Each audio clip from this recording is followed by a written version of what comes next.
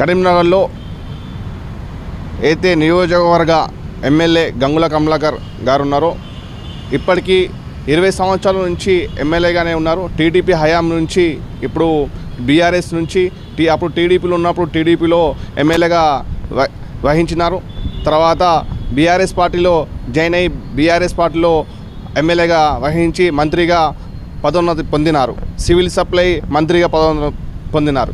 కానీ civil supply మంత్రిగా ఉండి నిరుపేదలకు ఎక్కడ కూడా ఒక రేషన్ కార్డు కూడా ఇవ్వని ఘనత ఉన్నదంటే ప్రజల మీద ప్రేమ ఉండి ఆ జీవోలు ఈ జీవోలు తీసుకొచ్చిన నేను బీఆర్ఎస్ ప్రభుత్వంలో నేను మంత్రిగా పనిచేసిన అని ఒక పేరు తప్ప ప్రజలకు చేసింది గంగుల కమలాకర్ గారు ఏమీ లేదు. ఒక్క రేషన్ కార్డు ఒక నిరుపేదను పట్టించుకునే ఘనత లేని వ్యక్తి ఎవరైతే ఉన్నారో అంటే కరీంనగర్లో గంగుల కమలాకర్ అని పేరు గట్టిగా చెప్పచ్చు.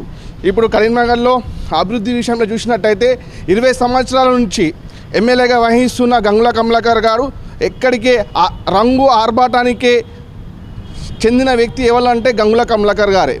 ఎక్కడ కూడా మనం వర్క్ చేస్తా అని చెప్పి జీవోలు తీసుకొచ్చి రివర్ ఫ్రంట్ పేరు మీద కోట్ల రూపాయల అవినీతి జరిగిందని ఆరోపణ వచ్చినప్పుడు కరీంనగర్ ఉన్న కలెక్టర్ గారికి రిప్రజెంటేషన్ ఇవ్వడానికే పరిమితమై పేపర్ వర్క్కే పరిమితమైంది తప్ప స్ట్రీట్ లైట్లు వెలుగుతున్నాయని ఒక నియోజకవర్గ ఎమ్మెల్యే కలెక్టర్కి రిప్రజెంటేషన్ ఇవ్వడం సిగ్గుచేటు. ఒక ఎమ్మెల్యేగా 20 సంవత్సరాల నుంచి వహించినప్పుడు మీరు స్ట్రీట్ లైట్లు పెట్టిన వ్యక్తి గంగుల నియోజకవర్గ ఎమ్మెల్యే కావడం అనేది మనకి సిగ్గుచేటు.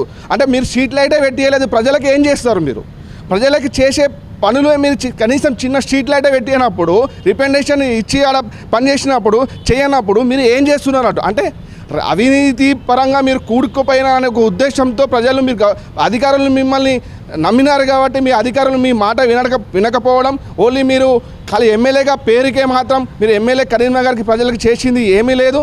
కరీంనగర్ ప్రజలకు కూడా మీ మీద ఆశ పెట్టుకోవద్దని నేను చెప్తున్నా.